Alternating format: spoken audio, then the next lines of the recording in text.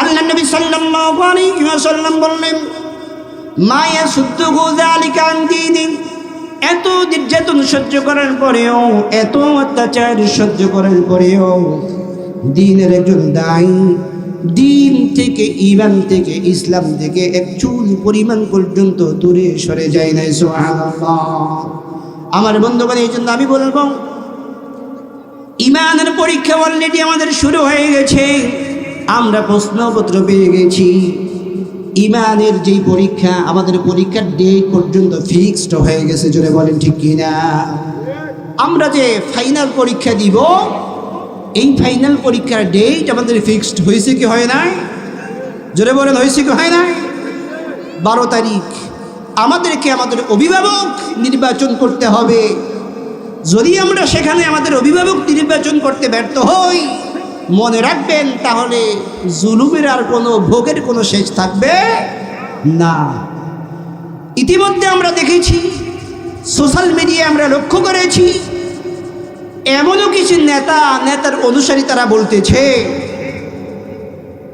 যারা ন্যায় ও ইনসাফের কথা বলার জন্য গ্রাম মহল্লায় যাবে, এদেরকে নাকি বস্ত্রহীন করবে। জোরে বলেন নাউজুবিল্লাহ।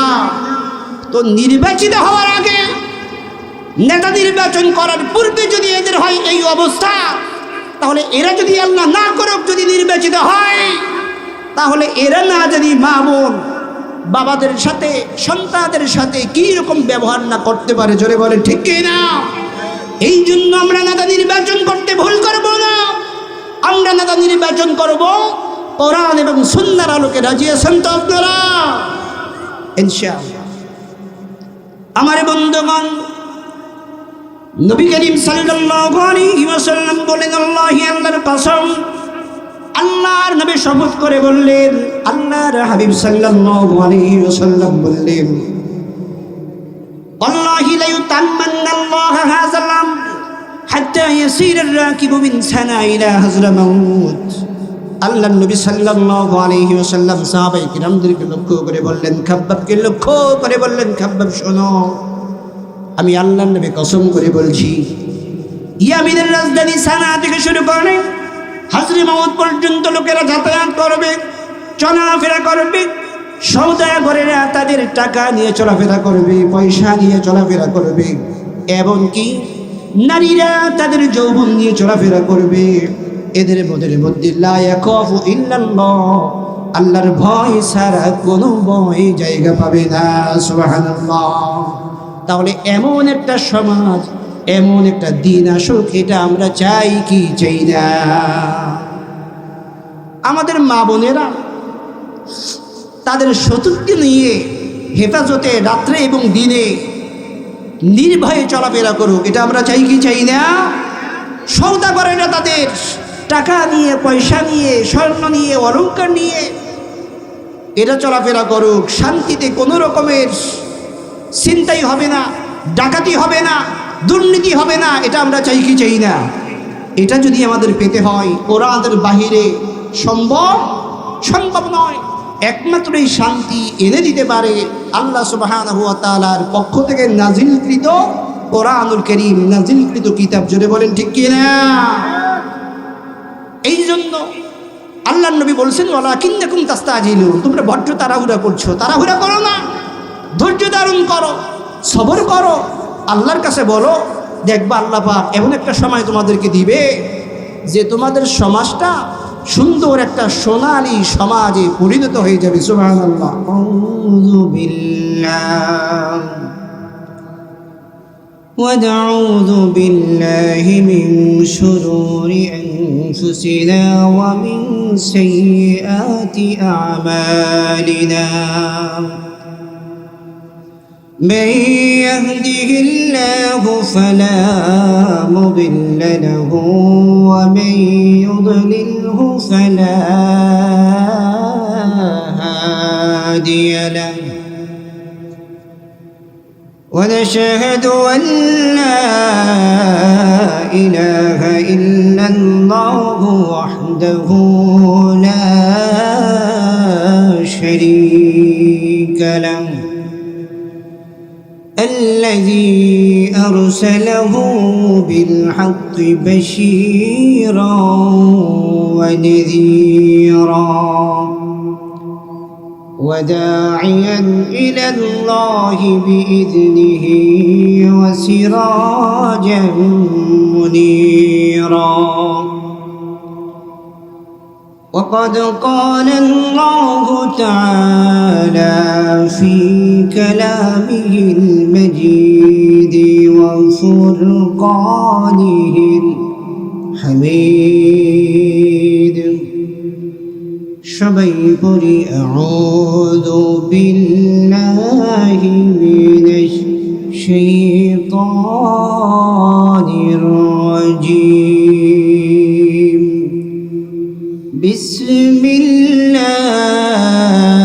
বিসমিল্লাহির রাহমানির রাহিম أم حسبتم أن تدخلوا الجنة ولما يأتكم مثل الذين خلوا من قبلكم مستهم البأساء والضراء وزلزلوا حتى يقول الرسول والذين آمنوا معه متى نصر الله ألا إن نصر الله قريب وقال تعالى إن الله وملائكته يصلون على النبي يا أيها الذين آمنوا صلوا عليه وسلموا تسليما اللهم صل على محمد وعلى آل محمد كما صليت على إبراهيم وعلى آل إبراهيم إنك حميد مجيد اللهم بارك على محمد وعلى آل محمد كما باركت على إبراهيم وعلى آل إبراهيم إنك حميد مجيد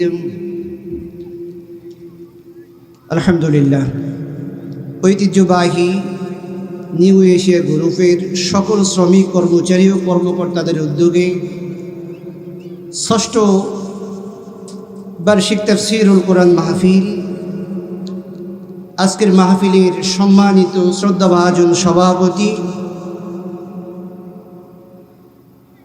এবং মঞ্চে উপস্থিত রয়েছে সর্বকালের সর্বযুগের সকল আম্বিয়াদের আওলাদ জাতির শ্রেষ্ঠ সন্তান হযরত উলামায়ে কেরামগণ আমার সামনে উপস্থিত রয়েছেন দূর দূরান্ত থেকে আগত কোরআন প্রেমিক দিন প্রেমিক ভাইয়েরা পর্দার অন্তরালে অবস্থানরতা সর্বগুণে গুণান্বিতা শিক্ষিতা অবলা সরলা পরম শ্রদ্ধেয়া মা এবং বোনেরা সকলে আমার আন্তরিক সালাম গ্রহণ করুন আসসালামু আলাইকুম ওয়া রাহমাতুল্লাহি ওয়া বারাকাতুহু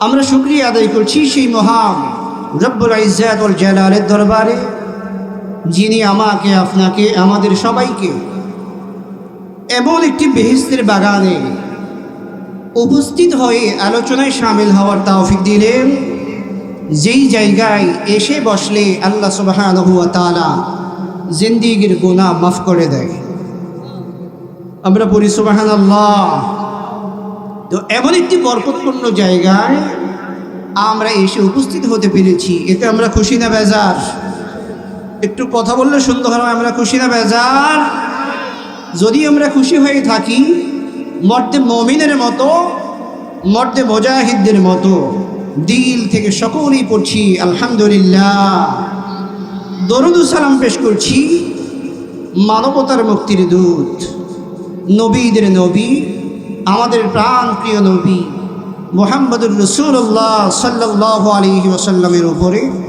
আল্লাহুম্মা সাল্লি আলাইহি আল্লাহুম্মা বারিক আলাইহি মাগফিরাত কামনা করছি সেই সমস্ত ভাইদের প্রতি যারা দ্বীনের জন্য, ঈমানের জন্য, ইসলামের জন্য, আল্লাহ এবং আল্লাহর রাসূলের জন্য, দ্বীনকে প্রতিষ্ঠার জন্য জান দিয়েছেন, মাল দিয়েছেন, মূল্যবান জীবন দিয়ে শহীদ হয়েছেন। আল্লাহ পাক তাদেরকে শাহাদাতের সুউচ্চ মাকাম মর্যাদা দান করুন। সবাই বলি আমিন। আমার বন্ধুগণ, এখানে আমরা যারা আলোচনা শোনার জন্য এসেছি, আমরা কি কোনো ব্যক্তির টানে এসেছি? একটু কথা বলেন, আমরা কি কোনো ব্যক্তির টানে এসেছি? কার টানে এসেছি? আমরা আল্লাহ পাকের টানে এসেছি। আমরা কি দুনিয়ার কোনো হাবিজাবি কিতাব থেকে আলোচনা শোনার জন্য এসেছি? আমরা কোন কিতাব থেকে আলোচনা শোনার জন্য আসলাম? কোরআনুল কারীম থেকে, ঠিক কি না? তাহলে আমরা আপনাদেরকে বলতে চাই, আমরা যতদিন এই দুনিয়ার জমিনে বেঁচে থাকব, আমরা এই কোরআন নিয়ে বেঁচে থাকব। আমরা যখন মৃত্যুবরণ করব, এই কোরআন নিয়ে আমরা মৃত্যুবরণ করব। জোরে বলেন ঠিক কি না? এই কোরআন আমাদের বাঁচা এবং মরার দলিল। এই কোরআনই আমাদেরকে বাঁচা এবং মরার গ্যারান্টি দিবে। শুধুমাত্র কোরআন, কেবলমাত্র কোরআন, একমাত্র কোরআন, ঠিক কি না? আমার বন্ধুগণ, এই পৃথিবীতে নবী করিম সাল্লাল্লাহু আলাইহি ওয়াসাল্লামের দাওয়াত কি ছিল, আর আজকে আমরা কি দাওয়াত দিচ্ছি? নবী করিম সাল্লাল্লাহু আলাইহি ওয়াসাল্লাম দাওয়াত দেওয়ার কারণে নিজের জন্মভূমিতে টিকতে পারেন নাই। অনেক নির্যাতন সহ্য করেছেন, জেল জুলুমের শিকার হয়েছে, অবরুদ্ধ ছিলেন। আর আজকে আমি আপনি আমরা দাওয়াত দিচ্ছি, আমরা কোরমা খাচ্ছি, পোলাও খাচ্ছি, বিভিন্ন রকমের হাদিয়া তোহফা পাচ্ছি। কি বলেন ঠিক কি না? তার মানে আমরা বুঝতে পারছি যেই কাজে বাধা আছে, বুঝতে হবে ওটাই হচ্ছে সঠিক রাস্তা এবং সঠিক দাওয়াত। আল্লাহ নবী সাল্লাল্লাহু আলাইহি ওয়াসাল্লাম দাওয়াত দিয়েছে, অত্যাচার, নির্যাতন, নিপীড়ন ভোগ করছে, তাহলে বুঝতে হবে ওমান দা ইলাইহি ফাকাদ হুদিয়া ইলা সিরাতিন মুস্তাকিম। যেই ব্যক্তি কোরআন দিয়ে মানুষকে ডাকলো, কোরআন দিয়ে মানুষকে আহ্বান করলো, ওই ব্যক্তি সঠিক পথের উপরে প্রতিষ্ঠিত। সুবহানাল্লাহ। আমার বন্ধুগণ, আমি আপনাদের সামনে কোরআনুল কারীম থেকে আলোচনা করার পূর্বে 2-1 মিনিটের মধ্যে একটা উদাহরণের মাধ্যমে একটা ভূমিকা আলোচনা করতে চাই। করবো ইনশাআল্লাহ।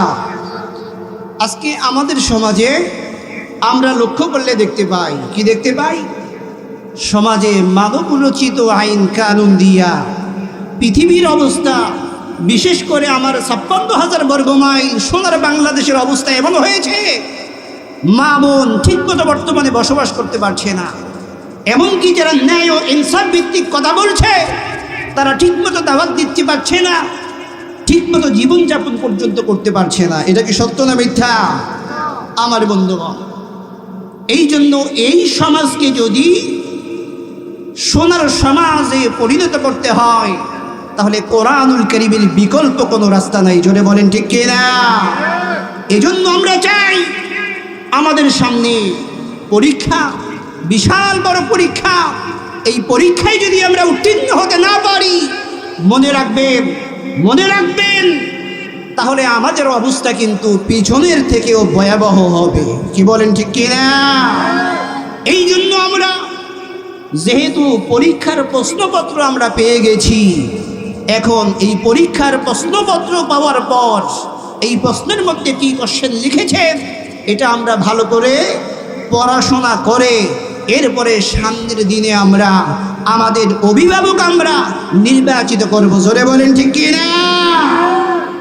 আমার বন্ধুগণ, আল্লাহ পাক এই এখতিয়ার আমাদেরকে দিয়েছেন।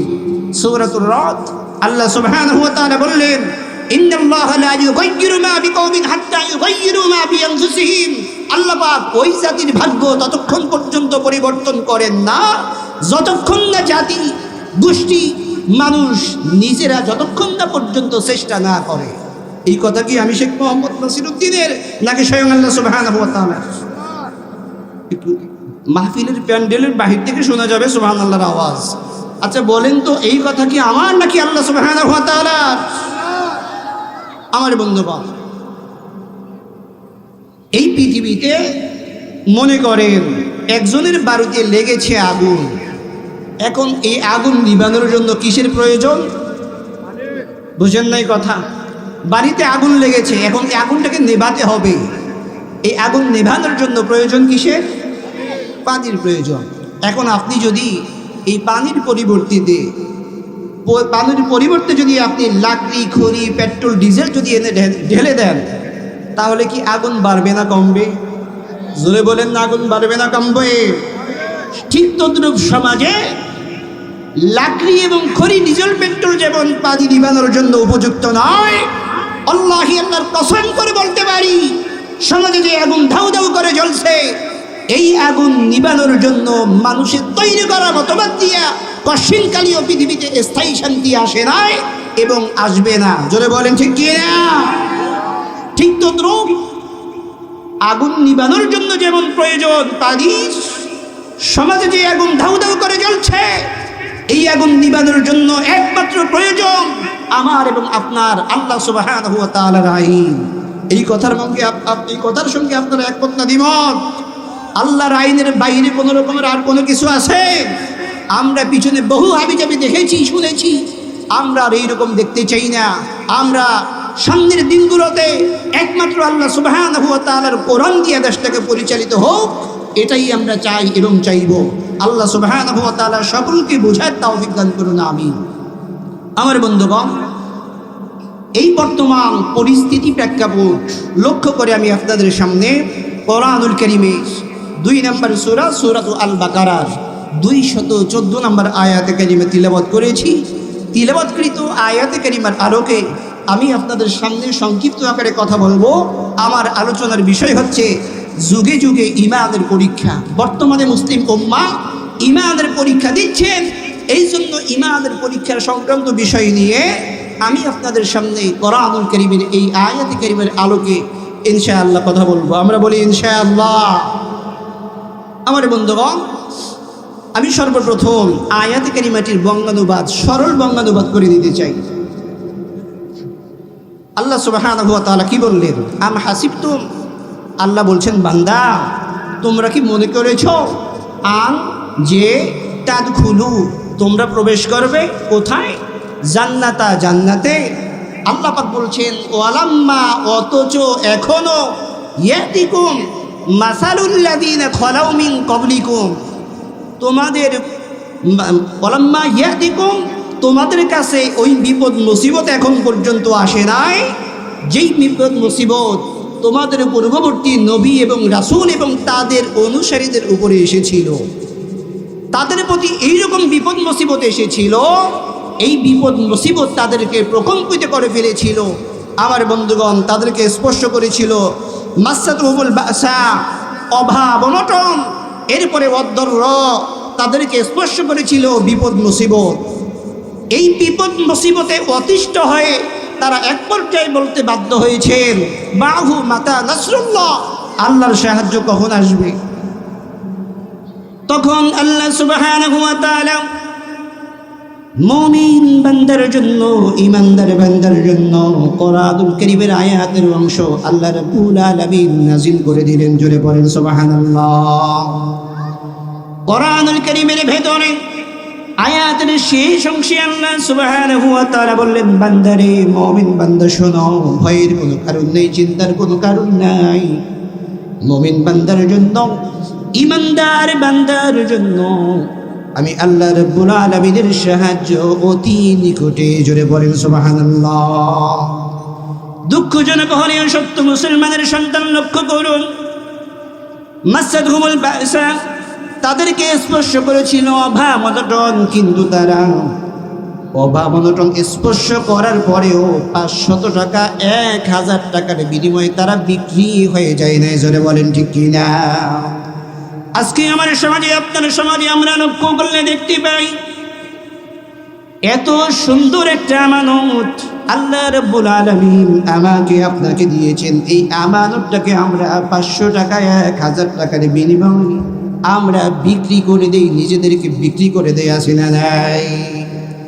আমার বন্ধুগণ, অথচ এই আয়াত কারিমা রব্বুল আলামিন বান্দাকে শিখাচ্ছে, বান্দা শোনো, নিজেকে 500, 1000, 2000 টাকায় বিক্রি করো না, আমানতকে নষ্ট করো না, সুপারিশকে নষ্ট করো না, সাক্ষ্যকে বিক্রি করে দিও না। তার কারণ হচ্ছে আল্লাহ রাব্বুল আলামিন ইমানদার যারা মুমিন যারা তাদেরকে পরীক্ষা করবেন বিপদ দিয়া, মুসিবত দিয়া, অভাব দিয়া, অনটন দিয়া। এই কথাগুলো আমি শেখ নাসিরউদ্দিন বলি নাই, এই কথাগুলো যিনি বলেছেন আওয়াজ দিয়ে বলুন তিনি কে? আমার বন্ধুগণ, এই বিপদ মুসিবতে পড়ে বান্দা যখন, এবং নবী এবং সাহাবীরা আল্লাহ পাকের গোলামেরা যখন বলছেন যে মাতা নাসরুল্লাহ, আল্লাহর সাহায্য কখন আসবে, আল্লাহ পাক বলছে বান্দা, মুমিন বান্দার জন্য, ইমানদার বান্দার জন্য আমি আল্লাহ সুবহানাহু ওয়া তাআলার সাহায্য অতি থেকে অতি নিকটে। জোরে বলেন সুবহানাল্লাহ। আমার বন্ধুগণ, এবার আসুন আমরা এক কথায় এই আয়াত কারিমাটির শানে নুজুল জেনে নেই। এই আয়াত কারিমার মূলত নাজিল হয়েছে মুসলমানগণ যখন কাফের মুশরিকদের অত্যাচার, নির্যাতন, নিপীড়ন যখন ভোগ করে আসছিলেন আল্লাহ সুবহানাহু ওয়া তাআলা, তখন এই আয়াতে কারিমাটি জমিনের মধ্যে আল্লাহ সুবহানাহু ওয়া তাআলা নাজিল করলেন। জোরে পড়েন সুবহানাল্লাহ। তো এই আয়াতে মুমিন যারা, ইমানদার যারা, আল্লাহ সুবহানাহু ওয়া তাআলা তাদেরকে লক্ষ্য করে বলছেন। কি বলছেন সেটা আমরা শুনবো। জোরে বলেন, আমরা সেটা শুনবো। আল্লাহ রাব্বুল আলামিন ইমানদার বান্দা যারা, মুমিন বান্দা যারা, তাদেরকে লক্ষ্য করে বলছেন, হে ইমানদারের শোনো, তোমরা যখন ঈমান আনবে, তোমাদের ঈমান যখন পরিপূর্ণ হবে, তোমাদের ঈমান যখন শক্ত হবে, তোমাদের ঈমান যখন মজবুত হবে, তোমাদের ঈমান যখন পরিপূর্ণতা লাভ করবে, এই ঈমানের দায়িত্ব পালন করতে গিয়ে, ন্যায় ও ইনসাফের কথা বলতে গিয়ে যখন তোমরা সমাজের মধ্যে নেমে পড়বে, তখন একদল মানুষ তোমার দাওয়াতটাকে গ্রহণ করবে। জোরে পড়েন সুবহানাল্লাহ। এই কথা কি আমি বলছি? জোরে বলেন, এই কথা আমার কথা? কার কথা? আল্লাহ পাকের কথা। একদল মানুষ তোমার দাওয়াতটাকে গ্রহণ করবে, আর একদল মানুষ তোমার দাওয়াতটাকে গ্রহণ করা তো দূরের কথা, তোমার দাওয়াতকে স্তব্ধ করে দেওয়ার জন্য তারা ষড়যন্ত্র করবে, আছে না নাই? আজকে লক্ষ্য করে দেখুন, জমিনের মধ্যে এক শ্রেণীর মানুষ মানুষের কাছে গিয়ে গিয়ে দ্বীনের দাওয়াত দিচ্ছেন, ন্যায় ও ইনসাফের কথা বলছেন, আল্লাহর জমিনে আল্লাহর দ্বীন কায়েমের জন্য প্রচেষ্টা করছেন। এই মানুষগুলোর দাওয়াত কিছু মানুষ গ্রহণ করছে, আবার কিছু মানুষ গ্রহণ করা তো দূরের কথা, তাদের দাওয়াতটাকে স্তব্ধ করে দেওয়ার জন্য নানা রকম ষড়যন্ত্র করছে। জোরে বলেন ঠিক কিনা? শুধু ষড়যন্ত্রই নয়, আমরা সোশ্যাল মিডিয়ার কল্যাণে দেখতে পাই, ন্যায় ও ইনসাফ ভিত্তিক কথা বলার কারণে, জমিনে আল্লাহ পাকের আইন প্রতিষ্ঠার জন্য কথা বলার কারণে মানুষদেরকে জীবন পর্যন্ত দেওয়া লাগতেছে। কি বলেন ঠিক কিনা? আর আমি বলবো, যেই জমিনে মুসলমানদের রক্ত ঝরে বেশি, ওই জমিনে আল্লাহ সুবহানাহু ওয়া তাআলা দ্বীন কায়েম তত আগে তত বেশি তাড়াতাড়ি করে দেয়। জোরে বলেন সুবহানাল্লাহ। তো আমার বিশ্বাস, কেন জানি আমার মন বলছে, এই জমিনে বেশি দেরি হবে না কোরআনের আইন, কোরআনের শাসন চালু হওয়ার জন্য, ইনশাআল্লাহ, আল্লাহ যদি চান। আমার বন্ধুগণ, তাহলে একদল মানুষ দাওয়াতটাকে গ্রহণ করছে, আর একদল মানুষ দাওয়াতটাকে গ্রহণ করছে না, বরঞ্চ দাওয়াতটাকে স্তব্ধ করে দেওয়ার জন্য তারা ষড়যন্ত্র করছে। যখন ষড়যন্ত্র করেও দাওয়াতটাকে স্তব্ধ করতে পারছে না, তখন তারা নানা রকমের অন্যায় অবিচার শুরু করে দেয়, এমনকি শেষ পর্যন্ত ওই ব্যক্তিকে, যেই ব্যক্তি ন্যায় ও ইনসাফ ভিত্তিক কথা বলছে, ন্যায়ের কথা মানুষের সামনে তুলে ধরেছে, ওই মানুষটাকে দুনিয়ার জমিন থেকে তারা হত্যার মাধ্যমে দুনিয়ার জমিন থেকে বিদায় করে দেয়, নজির বাংলার জমিনে আছে না নাই? বেশি দূরে তাকাতে হবে না। আমাদের কলিজার টুকরা ভাই ওসমান বিন হাদি, আমরা আল্লাহর কাছে দোয়া করি না ওয়ারাল্লাহু মারকাদা ওয়াজআলাল জান্নাতা মাসওয়াহু, আল্লাহ পাক আমাদের কলিজার টুকরা ভাই ওসমান বিন হাদিকে শাহাদাতের সুউচ্চ মর্যাদা আল্লাহ পাক দান করুন, আমিন। আমার বন্ধুগণ, এই ব্যক্তি এমন একজন ব্যক্তি ছিলেন, মাদ্রাসার আলেম ছিলেন। এই ব্যক্তি কখনো ন্যায় ও ইনসাফ ভিত্তিক কথা বলতে পিছপাও হয় নাই। কি বলেন, ঠিক কি না? আমার বন্ধুগণ, আমরাও ন্যায় ও ইনসাফ ভিত্তিক কথা বলতে পিছপাও হব না। রাজি আছেন তো ইনশাআল্লাহ? আমার বন্ধুগণ, এই জন্য মুমিন বান্দা, ইমানদার বান্দা যারা নিজেদেরকে ইমানদার বলে দাবি করে, আল্লাহ রাব্বুল আলামিন তাদেরকে লক্ষ্য করে বলছেন, বান্দা শোনো, তোমরা কি মনে করেছ তোমরা এমনি এমনি আমার জান্নাতে চলে যাবে? রব্বুল আলামিন বলছেন, না না, তোমাদের পূর্বে যারা ইবাদত ছিল আমি আল্লাহ রব্বুল আলামিন তাদেরকে পরীক্ষা করেছি। ঈমান আনার কারণে তারা বহু মার খেয়েছেন, অত্যাচার নির্যাতন সহ্য করেছেন, বহু জুলুমের শিকার হয়েছেন। তোমরা যারা নিজেদেরকে ইমানদার বলে দাবি করবে, মুমিন বলে দাবি করবে, আমি আল্লাহ রাব্বুল আলামিন তোমাদেরকেও পরীক্ষা করব। জোরে বলেন সুবহানাল্লাহ। তাহলে আল্লাহ পাক আমাদেরকে আগে ভাগেই জানিয়ে দিচ্ছেন, বান্দা ইমানদার বলে দাবি করবা, আমি আল্লাহ রাব্বুল আলামিন অবশ্যই তোমাদেরকে পরীক্ষা করব। জোরে বলেন ঠিক কিনা? আমার বন্ধুগণ, এই ঈমানের উপর যদি আপনি অটল থাকতে পারেন, ইস্তিকামত যদি থাকতে পারেন, মনে রাখবেন মৃত্যুর সময় আল্লাহ সুবহানাহু ওয়া তাআলা আপনার জন্য, আমার জন্য যারা ঈমানের উপর অটল থাকবে, ইস্তিকামত থাকবে, আল্লাহ পাক বলছেন তাতানাজ্জালু আলাইহিমুল মালায়েকা, আমি আল্লাহ পাক আবার সেই সমস্ত বান্দা বান্দির জন্য আসমান থেকে রহমতের বহু ফেরেশতা নাজিল করে দেব। জোরে বলেন সুবহানাল্লাহ। তারা এসে বান্দাদেরকে সুসংবাদ দিবে, বান্দা শোনো, দুনিয়ায় তুমি আল্লাহ সুবহানাহু ওয়া তাআলাকে নবী হিসেবে মেনে নিয়েছো, তুমি বাতিলের সামনে মাথা নত করো নাই, তোমার আমানতকে তুমি খেয়ানত করো নাই, 500 টাকা, 1000 টাকা, 2000 টাকার বিনিময়ে তুমি তোমার নিজেকে বিক্রি করে দাও নাই। বান্দা আজকে শোনো, আল্লাহ পাক আমাদেরকে পাঠিয়েছেন, আমরা বহু বিশিষ্ট ফেরেশতার দল এসেছি, তোমার কোনো ভয় নাই, তোমার কোনো চিন্তা নাই, তুমি সুসংবাদ গ্রহণ করো সেই জান্নাতের, যেই জান্নাতের ওয়াদা আল্লাহ সুবহানাহু ওয়া তাআলা করেছেন। জোরে বলেন সুবহানাল্লাহ। আমার বন্ধুগণ, আমরা জানি এই পৃথিবী থেকে হযরত ঈসা আলাইহিস সালাতু ওয়াস সালাম চলে যাওয়ার পরে আল্লাহ রাব্বুল আলামিন এই দুনিয়ার জমিনের মধ্যে একজন বাদশা পাঠিয়েছিলেন। ওই বাদশা ছিল জালিম বাদশা। ওই বাদশা যখন শুনত কোন আল্লাহ রাব্বুল আলামিনের গোলাম হযরত ঈসা আলাইহিস সালাতু ওয়াস সালামের উপর ঈমান এনেছে, দিন গ্রহণ করেছে, আল্লাহ রাব্বুল আলামিনকে রব হিসেবে মেনে নিয়েছে, তাকে গ্রহণ করে নাই।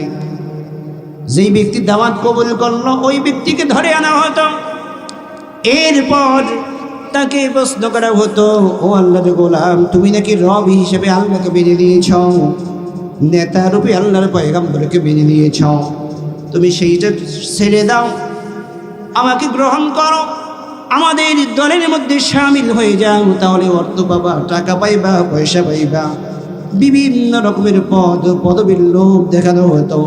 কিন্তু আল্লাহর বান্দা বলতো, ঈমানের জন্য সব ছাড়তে পারি, কিন্তু একটা মুহূর্তের জন্য ঈমান ছাড়তে পারি না।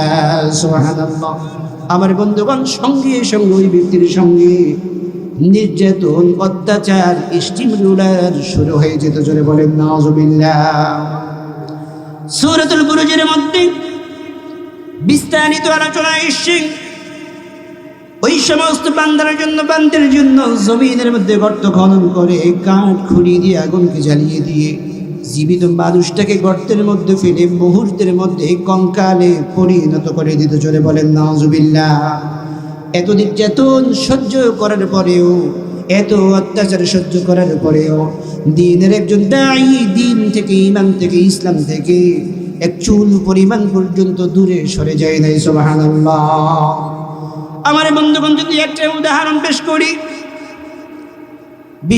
বিশাল বড় কড়াই আনা হতো, কড়াইয়ের মধ্যে তেলকে উত্তপ্ত করা হতো, এরপর ওই মানুষগুলাকে তেলের মধ্যে ছেড়ে দিত। মুহূর্তের মধ্যে জীবিত মানুষটা কঙ্কালে পরিণত হয়ে যেত। জোরে বলি নাউজুবিল্লাহ। এই শাস্তি কেন হতো? ঈমানের উপর অটল থাকার কারণে, ইস্তেকামাত থাকার কারণে, আল্লাহ রাব্বুল আলামিনকে রব হিসেবে মানার কারণে, বাতিল শক্তির সামনে মাথা নত না করার কারণে। জোরে বলেন ঠিক কিনা? আমার বন্ধুগণ, আমরা যারা ঈমান এনেছি, নিজেদেরকে মুমিন বলে দাবি করছি, ঈমানদার বলে দাবি করছি, আমরা এখন পর্যন্ত ঈমানের পরীক্ষা আমাদের দেওয়া লাগে নাই। জোরে বলেন ঠিক কিনা? আমরা কি ঈমানের পরীক্ষা দিয়েছি? দেই নাই। আমরা তো জেল জুলুমের শিকারে হই নাই, ঈমানের পরীক্ষা আমরা কেমনে দিলাম?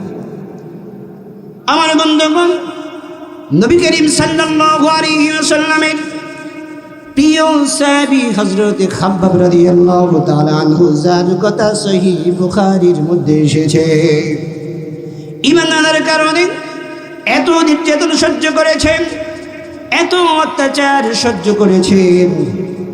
হযরত ওমর রাদিয়াল্লাহু তাআলা আনহুর শাসনামলে যখন তিনি জামা পাল্টাচ্ছিলেন, হযরত ওমর লক্ষ্য করে দেখলেন আল্লাহর নবীর সাহাবী হযরত খাব্বাব রাদিয়াল্লাহু তাআলা আনহুর পিঠের মধ্যে গর্ত গর্ত দেখা যাচ্ছে, মাংস নাই, চর্বি নাই, কিছুই নাই, শুধু হাড়গুলা দেখা যাচ্ছে আর গর্তগুলা দেখা যাচ্ছে। এরপরে মাজারের মধ্যে কোমরের ভিতরে মাংস নাই, গোশত নাই, কোমরটা চিকন হয়ে গেছে।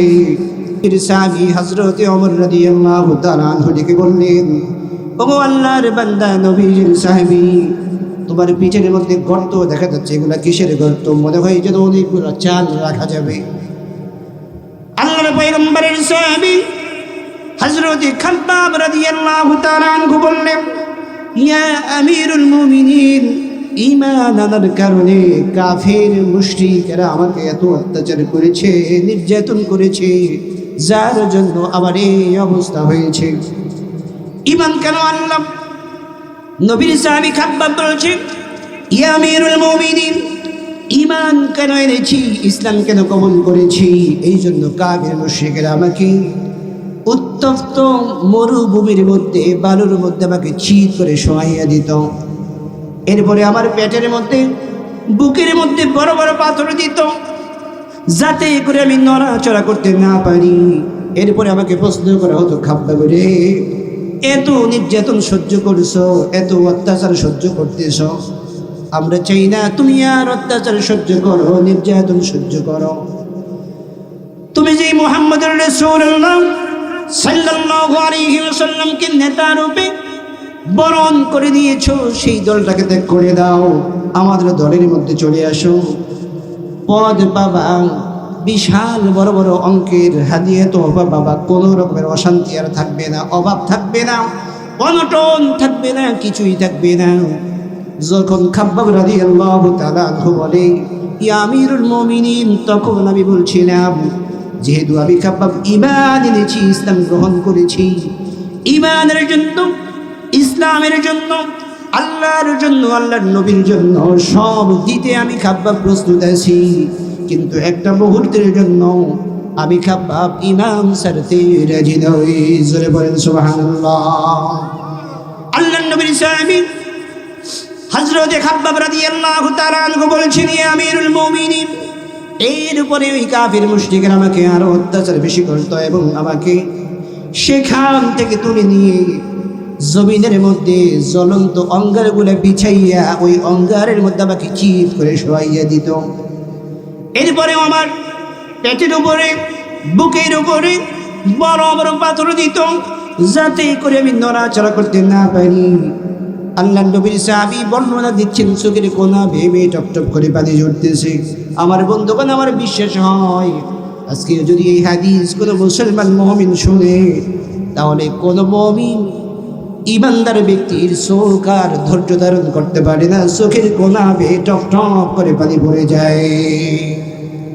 আমার বন্ধুগণ, আল্লাহর নবীর সাহাবী খাব্বাব রাদিয়াল্লাহু তাআলা আনহু বলছেন, ইয়া আমিরুল মুমিনিন, এই যে আমার জ্বলন্ত অঙ্গারের ভেতরে চিৎ করে শুইয়ে দিত, আমার পিঠের চর্বি এবং মাংসগুলো গলে গলে জ্বলন্ত অঙ্গারগুলো নিভে যেত।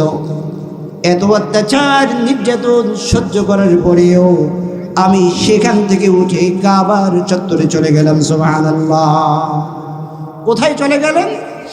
কাবার চত্বরে চলে গেলেন। গিয়ে দেখলেন নবী করিম সাল্লাল্লাহু আলাইহি ওয়াসাল্লাম সেখানে হেলান দিয়ে বিশ্রাম দিচ্ছেন। আল্লাহর নবীর সাহাবী খাব্বাব রাদিয়াল্লাহু তাআলা আনহু তিনি বললেন, আমি গিয়ে বললাম, আলা তাস্তানসিলু লানা আলা তাদউ লানা, ও আল্লাহর রাসূল, আপনি কি আমাদের জন্য আল্লাহর কাছে দোয়া করবেন না? আমরা তো অত্যাচার নির্যাতনার সহ্য করতে পারছি না, আমরা তো ক্ষুধার যন্ত্রণার সহ্য করতে পারছি না। আল্লাহর নবী সাহাবী খাব্বাব রাদিয়াল্লাহু তাআলা আনহুর এই কথা শুনে নবী করিম সাল্লাল্লাহু আলাইহি ওয়াসাল্লাম সেখান থেকে উঠে বসলেন। এরপরে খাব্বাবকে লক্ষ্য করে বললেন, সাহাবীরা শোনো, তোমাদের পূর্বে যারা ঈমান এনেছিলেন, দ্বীন গ্রহণ করেছিলেন, আল্লাহ রাব্বুল আলামিনকে রব হিসেবে মেনে নিয়েছিলেন, তাদেরকে আরো বেশি অত্যাচার সহ্য করতে হয়েছে, জুলুমের শিকারে বেশি হতে হয়েছে।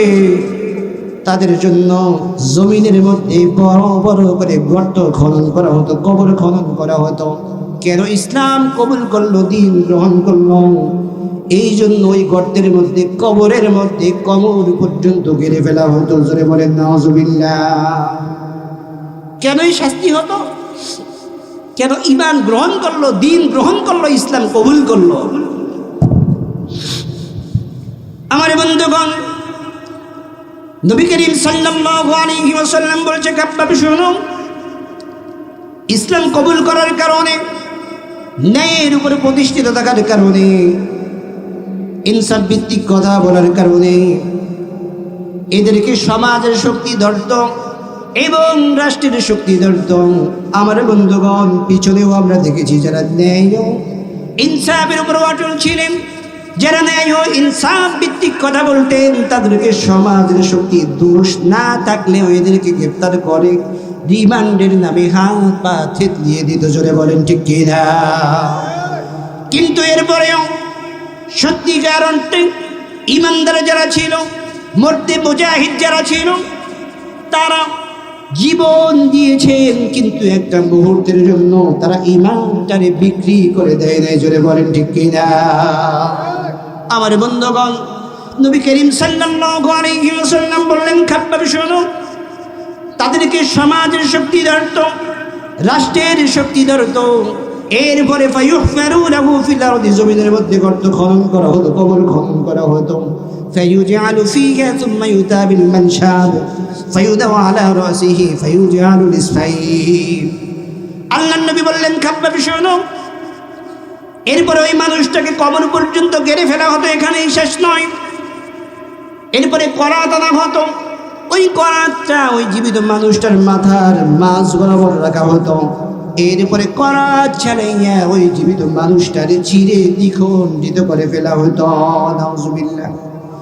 আল্লাহর নবী সাল্লাল্লাহু আলাইহি ওয়াসাল্লাম বললেন, মা ইয়াসুদ্দুহু যালিকা আন দীনি, এত নির্যাতন সহ্য করার পরেও, এত অত্যাচার সহ্য করার পরেও দ্বীনের একজন দায়ী দ্বীন থেকে, ঈমান থেকে, ইসলাম থেকে এক চুল পরিমাণ পর্যন্ত দূরে সরে যায় নাই। সুবহানাল্লাহ। আমার বন্ধুগণ, এই জন্য আমি বলবো, ঈমানের পরীক্ষা অলরেডি আমাদের শুরু হয়ে গেছে। আমরা প্রশ্নপত্র পেয়ে গেছি। ঈমানের যেই পরীক্ষা, আমাদের পরীক্ষার ডেট পর্যন্ত ফিক্সড হয়ে গেছে। জোরে বলেন ঠিক কিনা? আমরা যে ফাইনাল পরীক্ষা দিব, এই ফাইনাল পরীক্ষার ডেট আমাদের ফিক্সড হয়েছে কি হয় নাই? জোরে বলেন, হয়েছে কি হয় নাই? 12 তারিখ আমাদেরকে আমাদের অভিভাবক নির্বাচন করতে হবে। যদি আমরা সেখানে আমাদের অভিভাবক নির্বাচন করতে ব্যর্থ হই, মনে রাখবেন, তাহলে জুলুমের আর কোনো ভোগের কোনো শেষ থাকবে না। ইতিমধ্যে আমরা দেখেছি, সোশ্যাল মিডিয়ায় আমরা লক্ষ্য করেছি, এমনও কিছু নেতার অনুসারী তারা বলতেছে, যারা ন্যায় ও ইনসাফের কথা বলার জন্য গ্রাম মহল্লায় যাবে এদেরকে নাকি বস্ত্রহীন করবে। জোরে বলেন নাউজুবিল্লাহ। তো নির্বাচিত হওয়ার আগে, নেতা নির্বাচন করার পূর্বে যদি এদের হয় এই অবস্থা, তাহলে এরা যদি আল্লাহ না করুক যদি নির্বাচিত হয়, তাহলে এরা না যদি মা বোন বাবাদের সাথে সন্তানদের সাথে কি রকম ব্যবহার না করতে পারে। জোরে বলেন ঠিক কি না? এই জন্য আমরা নেতা নির্বাচন করতে ভুল করব না। আমরা নেতা নির্বাচন করব কোরআন এবং সুন্নাহর আলোকে। রাজি আছেন তো আপনারা? ইনশাআল্লাহ। আমার বন্ধুগণ, নবী করিম সাল্লাল্লাহু আলাইহি ওয়াসাল্লাম বলেন, আল্লাহি, আল্লাহর কসম, আল্লাহর নবী শপথ করে বললেন, আল্লাহর হাবিব সাল্লাল্লাহু আলাইহি ওয়াসাল্লাম বললেন, আল্লাহি লা ইউতাম্মান্নাল্লাহু হাযাল আমর হাত্তা ইয়াসির আর-রাকিবু মিন সানা ইলা হাজরামাউত। আল্লাহর নবী সাল্লাল্লাহু আলাইহি ওয়াসাল্লাম সাহাবায়ে কিরামদেরকে লক্ষ্য করে বললেন, খাব্বাবকে লক্ষ্য করে বললেন, খাব্বাব শোনো, আমি আল্লাহর নবী কসম করে বলছি, ইয়ামিনের রাজধানী সানা থেকে শুরু করে হাজরামাউত পর্যন্ত লোকেরা যাতায়াত করবে, চলাফেরা করবে। সওদাগরেরা তাদের টাকা নিয়ে চলাফেরা করবে, পয়সা নিয়ে চলাফেরা করবে, এমনকি নারীরা তাদের যৌবন নিয়ে চলাফেরা করবে। এদের মধ্যে লা ইয়াখাফু ইল্লাল্লাহ, আল্লাহর ভয় ছাড়া কোনো ভয় জায়গা পাবে না। সুবহানাল্লাহ। তাহলে এমন একটা সমাজ, এমন একটা দিন আসুক, এটা আমরা চাই কি চাই না? আমাদের মা বোনেরা তাদের শত্রুকে নিয়ে হেফাজতে রাত্রে এবং দিনে নির্ভয়ে চলাফেরা করুক, এটা আমরা চাই কি চাই না? সওদাগরেরা তাদের টাকা নিয়ে, পয়সা নিয়ে, স্বর্ণ নিয়ে, অলংকার নিয়ে এটা চলাফেরা করুক, শান্তিতে কোনো রকমের চিন্তাই হবে না, ডাকাতি হবে না, দুর্নীতি হবে না, এটা আমরা চাই কি চাই না? এটা যদি আমাদের পেতে হয়, কোরআনের বাহিরে সম্ভব নয়। একমাত্র এই শান্তি এনে দিতে পারে আল্লাহ সুবহানাহু ওয়া তাআলার পক্ষ থেকে নাজিলকৃত কোরআনুল কারীম, নাজিলকৃত কিতাব। জোরে বলেন ঠিক কি না? এই জন্য আল্লাহর নবী বলছেন, ওয়ালাকিন্নাকুম তাস্তাজিলুন, তোমরা বড্ড তাড়াহুড়া করছো। তাড়াহুড়া করো না, ধৈর্য ধারণ করো, সবর করো, আল্লাহর কাছে বলো, দেখবা আল্লাহ পাক এমন একটা সময় তোমাদেরকে দিবে যে তোমাদের সমাজটা সুন্দর একটা সোনালী সমাজে পরিণত হয়ে যাবে। সুবহানাল্লাহ। কোন একদিন এদেশের আকাশে কালিমার পতাকা দুলবে, সেদিন সবাই খোদাই বিধান পে দুঃখ বেদনা ভুলবে। জোরে বলেন ঠিক কিনা? সেদিন সবাই খোদাই বিধান পে দুঃখ বেদনা ভুলবে। সেদিন আর হবে না হাহাকার, অন্যায় জুলুম বিচার। ঠিক কিনা? সেদিন আর হবে না হাহাকার, অন্যায় জুলুম বিচার। থাকবে না অনাচার, দুর্নীতি কদাচার। থাকবে না অনাচার, দুর্নীতি কদাচার। সকলে শান্তিতে থাকবে। সেদিন সবাই খোদাই বিধান পে দুঃখ বেদনা ভুলবে। জোরে বলেন ঠিক কিনা? আমার বন্ধুগণ, এমন একটা সময় আল্লাহ রাব্বুল আলামিন আমাদেরকে দিবেন যদি আমরা আমাদের সময়টাকে কাজে লাগাতে পারি। আমরা যদি নেতা নির্বাচন করতে যদি ভুল না করি, জোরে বলেন ঠিক কিনা? আমার বন্ধুগণ, আমরা জানি ঈমানের পরীক্ষা দিয়েছেন নবীরা, ঈমানের পরীক্ষা দিয়েছেন সাহাবায়ে কেরাম রিদওয়ানুল্লাহি তাআলা আলাইহিম আজমাইন।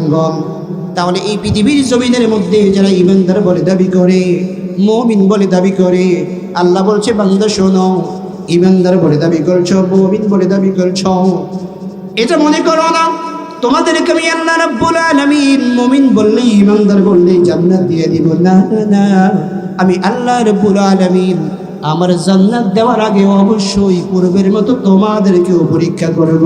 সুবহানাল্লাহ। আল্লাহ রাব্বুল আলামিন প্রশ্ন ফাঁস করে দিয়েছেন।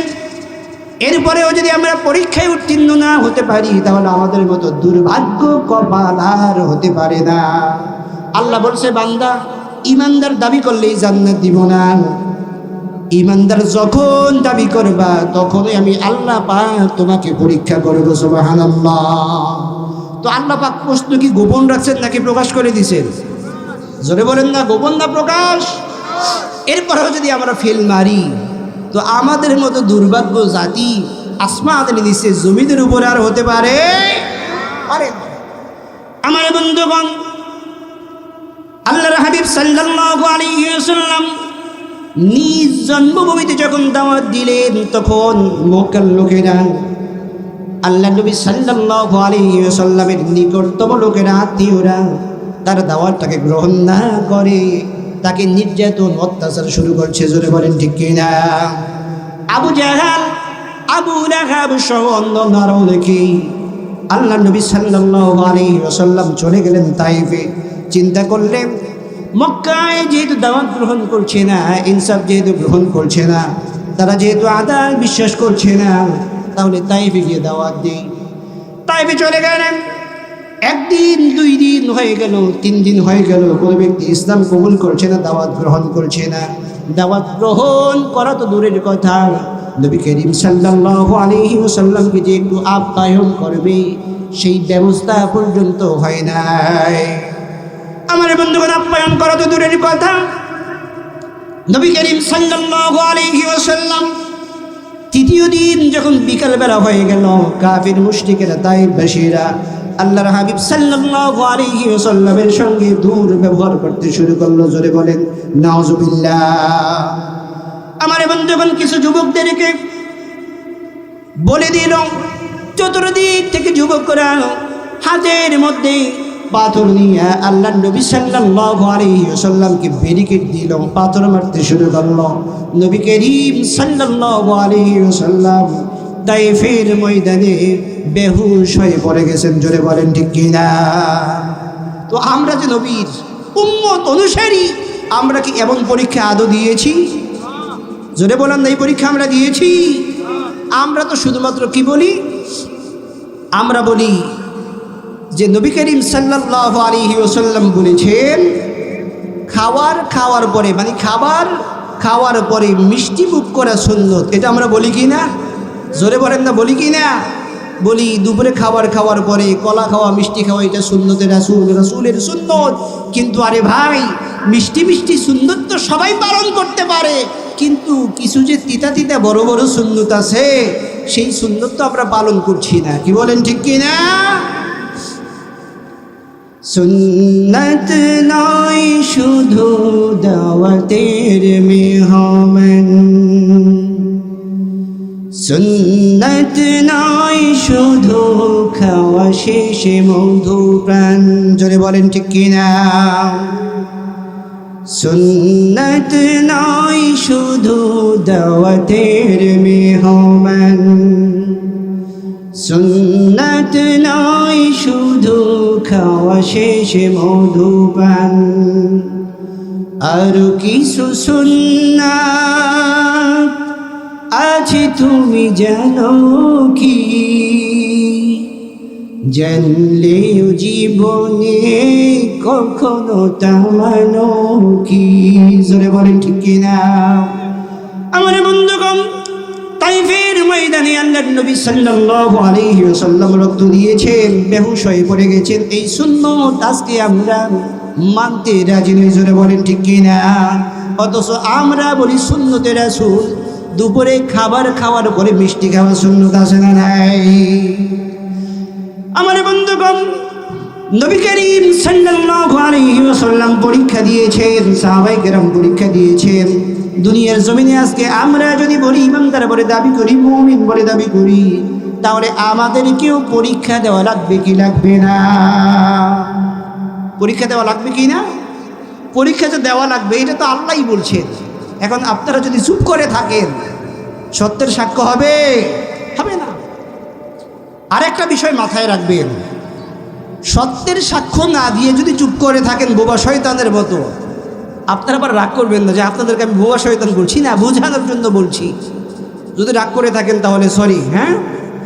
তাহলে সত্যের পক্ষে যদি আপনারা সাক্ষ্য না দেন, তাহলে মনে রাখবেন কিয়ামতের দিন আল্লাহর কাছে আপনাকে, আমাকে, আমাদের প্রত্যেককে জবাবদিহি করতে হবে। জোরে বলেন ঠিক কিনা?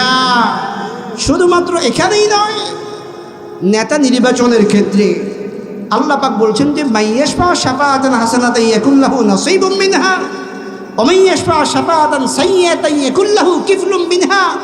আল্লাহ পাক বলছে, বান্দা তুমি যেই নেতার পক্ষে সাক্ষ্য দিবা, সুপারিশ করবা, ভোট দিবা, সেই নেতা যদি কোরআন সুন্নাহর আলোকে হয় তাহলে আলহামদুলিল্লাহ, তাহলে আলহামদুলিল্লাহ। যে ব্যক্তি কোরআন এবং সুন্নাহ দিয়ে নেতৃত্ব দিবেন, ওই ব্যক্তি যত নেক আমল করবেন, ভালো কাজ করবেন, যেই ব্যক্তি তাকে সাপোর্ট দিল, ভোট দিল, সাক্ষ্য দিল, সুপারিশ করলো, ওই ব্যক্তির আমলনামায় প্রত্যেকটা নেক কাজের সওয়াব আল্লাহ রাব্বুল আলামিন দিয়ে দিবেন। সুবহানাল্লাহ। আর যদি তুমি কোরআন সুন্নাহ যারা চায় না, ইসলাম যারা চায় না, আল্লাহর জমিনে আল্লাহর দ্বীন যারা চায় না, এদেরকে যদি তোমরা সুপারিশ করো, এদেরকে যদি সাফায়াত করো, এদেরকে যদি আমানতটা তোমার যদি দিয়ে দাও, মনে রেখে দিও, যত অপকর্ম করবে, জেনা করবে, ব্যভিচার করবে, সুদ খাইবে, ঘুষ নিবে, মা বোনের ইজ্জত নিয়ে সিলিবিলি খেলবে, যত রকমের অন্য অপরাধ করবে, মানুষ খুনের মতো জঘন্যতম অপরাধ করছে, প্রত্যেকটা অপরাধের শাস্তি, প্রত্যেকটা অপরাধের গুনাহ আল্লাহ রাব্বুল আলামিন তোমার আমলনামার মধ্যে দিয়ে দিবেন। জোরে বলেন নাউজুবিল্লাহ। আমার বন্ধুগণ, এই জন্য পরীক্ষার যেহেতু আমরা প্রশ্নপত্র পেয়ে গেছি, আমার মনে হয় আমাদের এই প্রশ্নগুলো ভালো করে পড়া দরকার, এরপরে আমাদের সিদ্ধান্ত নেওয়া দরকার। জোরে বলেন ঠিক কিনা? আমার বন্ধুগণ, নবী করিম সাল্লাল্লাহু আলাইহি ওয়াসাল্লাম যখন ন্যায় ও ইনসাফের কথা বলছেন, ন্যায় ও ইনসাফের কথা বলছেন, তখন আল্লাহর হাবিব সাল্লাল্লাহু আলাইহি ওয়াসাল্লামের ডাকে দুর্বল দুর্বল সাহাবীরা বেশি সাড়া দিচ্ছে, যেমনটা আমরা বর্তমানে দেখতে পাচ্ছি। দেখবেন ইসলামের দাওয়াত দিলে, কোরআনের দাওয়াত দিলে যারা বড়লোক মানুষ, অর্থ সম্পদ বেশি, এরা বেশি একটা সাড়া দেয় না, গুরুত্ব দেয় না। দুর্বল দুর্বল যেই সমস্ত মুসলমান ভাইয়েরা, ইমানদারেরা, তারা সাড়া দেয়। কি বলেন ঠিক না ভাই? ঠিক। আমার বন্ধুগণ, নবী করিম সাল্লাল্লাহু আলাইহি ওয়াসাল্লাম যখন দাওয়াত দিচ্ছেন, এই সময় সাহাবায়ে কেরাম যখন আল্লাহর নবীটাকে সাড়া দিচ্ছেন, কাফের মুশরিকেরা দেখলো, আরে খেয়েছে তো আব্দুল্লাহর পুত্র মুহাম্মদ সাল্লাল্লাহু আলাইহি ওয়াসাল্লাম দাওয়াত দিচ্ছে, মানুষগুলো আমাদের দল থেকে বেরিয়ে তার দলটাকে গ্রহণ করছে। সর্বনাশ, এমন যদি চলতে থাকে তাহলে তো আমাদের আর ক্ষমতাও থাকবে না, আমাদের ক্ষমতা চলে যাবে, মানুষ আমাদেরকে আর বিশ্বাস করবে না। মুহাম্মদ সাল্লাল্লাহু আলাইহি ওয়াসাল্লামকে বিশ্বাস করে ক্ষমতার মসনদ তো তার হাতে দিয়ে দিবে। কি করা যায়? দারুন নদওয়ার বৈঠকে 24 জন নেতাকর্মী বড় বড় চেয়ারের মধ্যে বসে পরামর্শ করতেছে, কার বিরুদ্ধে? মুহাম্মদুর রাসূলুল্লাহ সাল্লাল্লাহু আলাইহি ওয়াসাল্লামের বিরুদ্ধে। আমার বন্ধুগণ, বড় বড় চেয়ারের মধ্যে আবু জাহাল বসা, আবু লাহাব বসা, অন্য অন্য কাফির মুশরিকেরা বসা। আবু জাহেল সিদ্ধান্ত চাইতেছে আব্দুল্লাহর পুত্র মুহাম্মদ সাল্লাল্লাহু আলাইহি ওয়াসাল্লামের বিরুদ্ধে কি করা যায়। একজন কাফির মুশরিক বলল, আমার পক্ষ থেকে পরামর্শ হচ্ছে আব্দুল্লাহর পুত্র মুহাম্মদুর রাসূলুল্লাহ সাল্লাল্লাহু আলাইহি ওয়াসাল্লামকে জেলখানার মধ্যে ঢুকাইয়া দাও, জোরে বলেন নাউজুবিল্লাহ। আমার বন্ধুগণ, এই জন্য একটু আগে বলছিলাম শুধুমাত্র মিষ্টি মিষ্টি সুন্নত মানলেই চলবে না, কঠিন সুন্নত মানা দরকার আছে না নাই?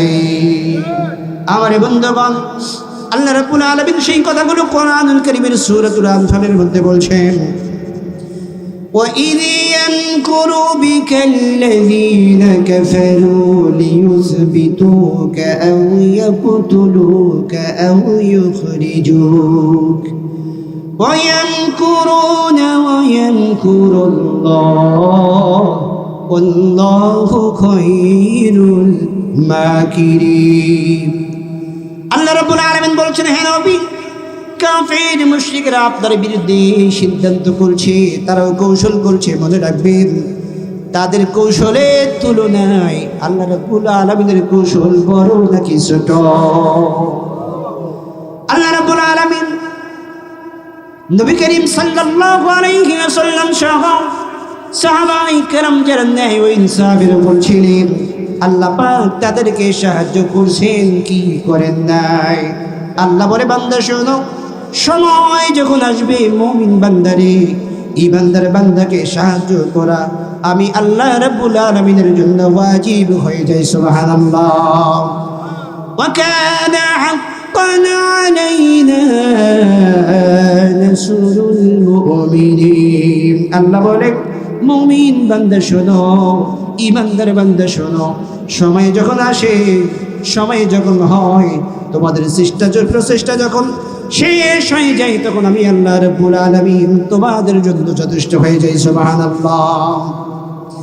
আমার বন্ধুগণ, কাফির মুশরিকদের দারুণ দর বৈঠকে যখন পরামর্শ দেওয়া হলো আব্দুল্লাহর পুত্র মুহাম্মদুর রাসূলুল্লাহ সাল্লাল্লাহু আলাইহি ওয়াসাল্লামকে জেলখানার মধ্যে ঢুকাইয়া দাও, আবু জেহেল বলল, না না, এটা করা যাবে না। কারণ হচ্ছে আব্দুল্লাহর পুত্র মুহাম্মদ সাল্লাল্লাহু আলাইহি ওয়াসাল্লাম ভালো মানুষ, এটা আমরাও জানি। তার চরিত্র দেখে, কথাবার্তা দেখে, চেহারা দেখে ওই যে জেলখানার মধ্যে যেই সমস্ত খারাপ মানুষগুলো আছে সেগুলো আল্লাহর নবীর মুরিদে পরিণত হয়ে যাবে। সুবহানাল্লাহ। আমার বন্ধুগণ, এরপরে আর একদিন কাফির বলল, আমার পক্ষ থেকে পরামর্শ আনো, আব্দুল্লাহর পুত্র মুহাম্মদুর রাসূলুল্লাহ সাল্লাল্লাহু আলাইহি ওয়াসাল্লামকে জেলখানার মধ্যে যেহেতু রাখা যাবে না, তাহলে দেশের নাগরিকত্ব ক্যান্সেল করে দাও। জোরে বলেন নাউজুবিল্লাহ। আমার বন্ধুগণ, আমরা বিগত দিনগুলো তো দেখেছি, যারা কোরআন ও সুন্নাহর আইন চেয়েছে, ন্যায় ও ইনসাফ ভিত্তিক কথা বলেছে, কোরআনের কথা বলছে, আল্লাহ এবং আল্লাহর রাসূলের কথা বলছেন, তাদেরকে এই জমিনে ৫৬,০০০ বর্গ মাইলের এই জমিনে মিজানুর রহমান আজহারি সহ আরো অনেকেই থাকতে দেওয়া হয় নাই। জোরে বলেন ঠিক কিনা? আমার বন্ধুগণ, আর যদি কোরআনের শাসন, যদি শরিয়া আইন যদি বাস্তবায়ন হয়, মনে রাখবেন, এই জমিনের মধ্যে ধনী বলেন, গরিব বলেন, অসহায় বলেন, হিন্দু বলেন, ইহুদি বলেন, নাসরা বলেন, বার্মা বলেন, মারমা বলেন, যাদেরকেই বলেন না কেন, সবাই সমানভাবে আকাশের নিচে জমিনের উপরে বসবাস করবে, কোনো রকমের সমস্যার সম্মুখীন হবে না। জোরে বলেন ঠিক কিনা? আমার বন্ধুগণ, কাফির মুশরিকেরা বলল, নবী করিম সাল্লাল্লাহু আলাইহি ওয়াসাল্লামকে যদি দেশের নাগরিকত্ব ক্যান্সেল করে যদি অন্যত্র যদি পাঠিয়ে দেওয়া হয়, সেখানে গিয়েও বসে থাকবে না, দাওয়াতে কাজ করবে, ন্যায় ও ইনসাফের কথা বলবে। ন্যায় ও ইনসাফের যখন দাওয়াত দিবে, কথা বলবে, তখন তো তার দল বাড়ি হয়ে যাবে। আবার যখন ফিরে আসবে, মনে হয় আমাদের প্রতিশোধ গ্রহণ করবে। এই রকম ভয় কাফির মুশরিকদের মনের মধ্যে ছিল কি ছিল না? আমার বন্ধুগণ, শুধুমাত্র তাই নয়, বর্তমানেও যারা পিছনে যারা অপরাধ করেছে, অন্যায় করেছে, এদের মনের মধ্যেও ভয় আছে। আরে সত্যিকার অর্থে দেশের ক্ষমতার মসনদ যদি ইসলাম ওয়ালাদের হাতে চলে যায়, কোরআন সুন্নাহর আলোকে যদি দেশ পরিচালনা করা হয়, না জানি আমাদের অবস্থা 12টা বাজায় দিবে। এই রকমের দুর্বল চিন্তা আছে না নাই? জোরে বলেন, আছে না নাই? আমার বন্ধুগণ, যেহেতু আজান হচ্ছে, আমরা আজানটা শেষ করে 5 মিনিট কথা বলবো ইনশাআল্লাহ। কয় মিনিট? ইনশাআল্লাহ ফিনিশিং দিয়ে দেখি, বলেন দেবো ইনশাআল্লাহ? আমার বন্ধুরা, আল্লাহুম্মা সাল্লি ওয়া সাল্লিম, আলহামদুলিল্লাহ। বলছিলাম এরপরে দ্বিতীয় নাম্বার আবু জেহেল বলতেছে, তাহলে সর্বশেষ সিদ্ধান্ত আমি আবু জেহেল দিতে চাই। কি সিদ্ধান্ত? যে আব্দুল্লাহর পুত্র মুহাম্মদ সাল্লাল্লাহু আলাইহি ওয়াসাল্লাম তিনি যেহেতু দাওয়াত দিচ্ছেন, ন্যায় ও ইনসাফ ভিত্তিক কথা বলছেন, তাহলে তাকে আর দুনিয়ার জমিনে জীবিত রাখা যাবে না। নাউজুবিল্লাহ বলবেন না? বলতেছে আল্লাহর হাবিব সাল্লাল্লাহু আলাইহি ওয়াসাল্লামকে দুনিয়া থেকে আমরা চিরতরে বিদায় করে দিব। জোরে বলেন নাউজুবিল্লাহ। আমার বন্ধুগণ, আল্লাহর নবী সাল্লাল্লাহু আলাইহি ওয়াসাল্লামকে আল্লাহ রাব্বুল আলামিন এত ভালোবাসেন, মোহাব্বত করেন। বন্ধুর বিপদে বন্ধু থাকেন কি থাকেন না? আল্লাহ রাব্বুল আলামিন আয়াত নাযিল করে জানাইয়া দিলেন, দুনিয়ার মানুষ শোনো, হায়াত সৃষ্টি করেছে আমি আল্লাহ রাব্বুল আলামিন, মউত সৃষ্টি করেছে আমি আল্লাহ রাব্বুল আলামিন।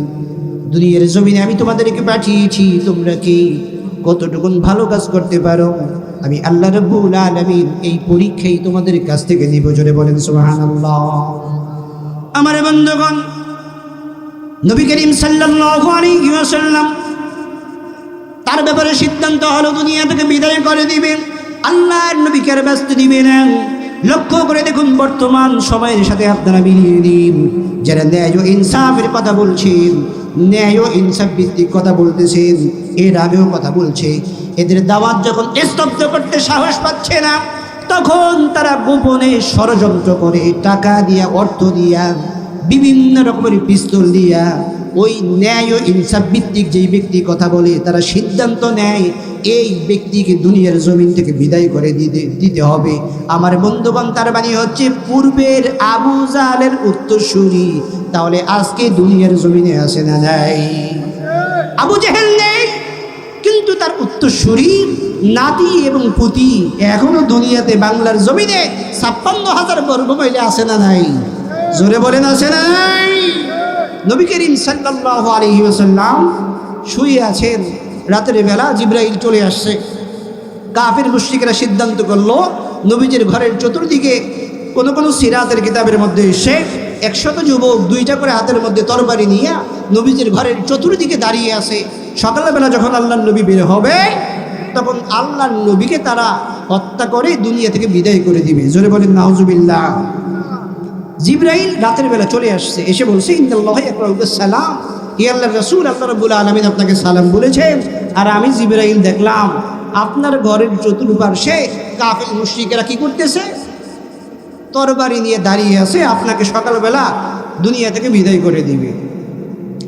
জিবরাইল বললেন, ইয়া রাসূলুল্লাহ, ইয়া হাবিবাল্লাহ, আল্লাহ রাব্বুল আলামিনের পক্ষ থেকে অর্ডার হয়েছে, আর আপনি এখানে থাকতে পারবেন না, আপনাকে এখন এই মুহূর্তে হিজরত করে মদিনায় চলে যেতে হবে। কোথায়? মদিনায় চলে যেতে হবে। আল্লাহর নবী সাল্লাল্লাহু আলাইহি ওয়াসাল্লাম ঘর থেকে বের হলেন, হাতের মধ্যে বালু নিলেন। বিভিন্ন সিরাতের কিতাব সাক্ষ্য দেয়, নবী করিম সাল্লাল্লাহু আলাইহি ওয়াসাল্লাম সূরাতুল ইয়াসিনের কিছু অংশ তিলাওয়াত করে বালির মধ্যে ফু দিয়ে বালুটাকে ছেড়ে দিলেন। সমস্ত বালুগুলো কাফির মুশরিকদের চোখের মধ্যে ঢুকে গেল। এরপরে আল্লাহর নবী সাল্লাল্লাহু আলাইহি ওয়াসাল্লাম ঘর থেকে বেরিয়ে পড়লেন। পরবর্তী সময় আল্লাহ রাব্বুল আলামিন কোরআনুল কারীমের মধ্যে আয়াত নাযিল করে জানিয়ে দিলেন, ও নবী, ওই দিন ওই মুহূর্তে আপনি নবী বালুকণা শুধুমাত্র হাত থেকে ছেড়ে দিয়েছিলেন, কাফেরদের চোখের মধ্যে আপনি ঢুকাইয়া দেন নাই।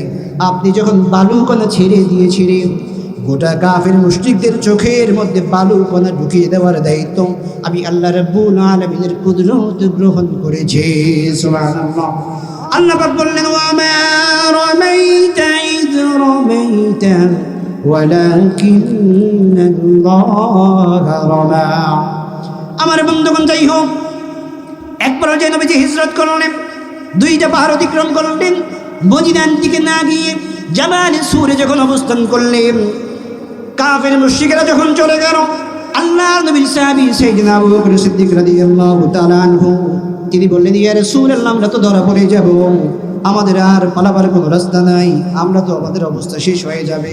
তখন আল্লাহ রাব্বুল আলামিন আয়াত নাযিল করে জানিয়ে দিলেন, নবী করিম সাল্লাল্লাহু আলাইহি ওয়াসাল্লাম বললেন, সাহাবী শোনো, ভয়ের কোনো কারণ নাই, চিন্তার কোনো কারণ নাই, এখানে শুধুমাত্র তুমি আর আমি নই, এখানে আমাদের সঙ্গে আরো একজন আছে, তাহলে আমাদের সঙ্গে আরো যিনি একজন আছে, আওয়াজ দিয়ে বলুন তিনি কে? তাহলে সেই দিন কঠিন মুহূর্তের সময় যে আল্লাহ রাব্বুল আলামিন মুমিনদেরকে, মুসলমানদেরকে, ইমানদারদেরকে সাহায্য করলেন, সহযোগিতা করলেন, আপনাদের কাছে প্রশ্ন করে জানতে চাই, মর্দে মুজাহিদের মতো জবাব দিতে হবে, সেই আল্লাহ এখনো পর্যন্ত আছে না নাই? জোরে বলেন, সেই আল্লাহ এখনো পর্যন্ত আছে না নাই? সেই আল্লাহ বলছে, বান্দা শোনো, ওয়া কানা হাক্কান আলাইনা নাসরুল মুমিনিন। সময় যখন আসবে মুমিন বান্দার জন্য, ইমানদার বান্দার জন্য আমি আল্লাহ রাব্বুল আলামিনের সাহায্য করা আমার জন্য ওয়াজিব হয়ে যায়। জোরে বলেন সুবহানাল্লাহ। আমার বন্ধুগণ, তাহলে আমরা যেহেতু পরীক্ষার ময়দানে আছি, আমাদেরকে সঠিক রাস্তা নির্বাচিত করার মাধ্যমে কোরআনকে আমাদেরকে পার্লামেন্টে পাঠাইতে হবে। জোরে বলেন ঠিক কি না? আল্লাহ পাক আমাদেরকে, আপনাকে, আমাদের সবাইকে ছোট্ট আলোচনার মধ্য থেকে হক কথাগুলো আমল করার তৌফিক দান করুন। সবাই বলি আমিন। আসসালামু আলাইকুম ওয়া রাহমাতুল্লাহি ওয়া বারাকাতুহু।